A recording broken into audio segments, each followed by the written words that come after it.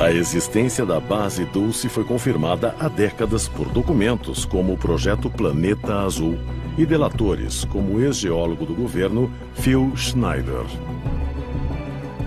Segundo relatos, a base tem 7 andares. Mas os níveis mais profundos são usados apenas por pesquisadores alienígenas para experimentos com seres humanos. É literalmente uma câmara dos horrores. Partes de corpos humanos flutuando em tanques de líquido azul. Seres humanos sendo usados e clonados. Partes humanas sendo recombinadas com partes alienígenas. E a entrada de humanos é proibida. As histórias são tão arrepiantes que a área ficou conhecida como Salão dos Pesadelos. A Guerra de Dulce. Ele detalha um conflito que começa quando soldados humanos tentam se infiltrar em um andar de pesquisa exclusivo dos alienígenas. Testemunhas, incluindo o respeitado cientista do governo Philip Schneider, vêm a público alegando que teriam sido feridas por alienígenas. In working with the black projects, I was very loyal. I was picked because I was very strong mentally. There's a bunch of us that were picked because we don't crack under pressure. Biological laboratory. On the southwest part of the Archuleta Mesa, we built an underground facility, a better part of 3 cubic miles hollowed out underground. Then to the southwest of that, we were in the process of the early stages of building. We drilled 4 large tunnel-like holes. Some of them ran 2.5 miles under the surface. Number of the original wells or drilling machines that were used were at the rate of up 2 miles a day. It was fairly rapid. The equipment kept coming up broken. So we wanted to go down, we wanted to send somebody down there, a human observer, or human observers in this case, to find out what was going on.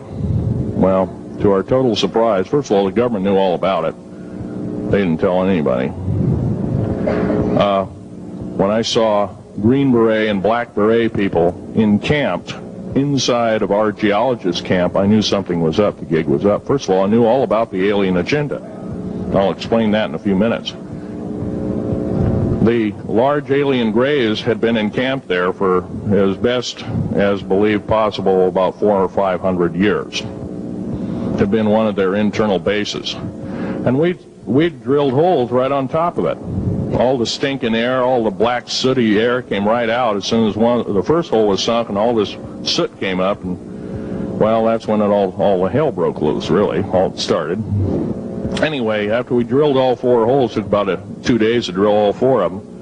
And when you build an underground base, you drill 4 basic holes, and then you build called stopes or cross-member holes across, and then you use blasting equipment, special blasting equipment by the analyzation of the rock formation, and you literally blast out or tunnel out or deflagrate or melt rock out to build the large rooms that are required for this underground base. Well, in this process, I was lowered down the basket of one of these holes, and about from me to this elderly woman here in the front was sitting a 7-foot-tall alien gray.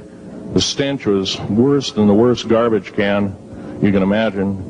The person or the entity was absolutely horrible. I didn't waste any time. I reached for my pistol. At that time, as an engineer, I didn't have time to carry all the folderol of one of these big submachine guns that all the sea spray and the yellow fruit and all the outer perimeter and inner perimeter security people carried. I carried a little Walther PPK pistol with a 9-shot clip. This was in late August of 1979. Now, you got a regular suit of clothes, you got a regular clothes on, plus you're in almost like a spacesuit environment, and you're reaching for a gun. It's not the easiest thing to do, and then to pop a clip in it and start shooting. And I killed 2 of them. Yes, they're mortal, and they do die. However, in the process, one of them did this. All I remember is that he just kind of waved his hand in front of his chest, and the next thing I know, this blue beam hit me and just literally opened me up like a fish. And burnt my fingers right off of me. And it was some form of electrical force, because the kind of like being hit by a lightning bolt burned all my toenails off of me. Completely crispy crittered my left foot. Burnt the shoe right off of me.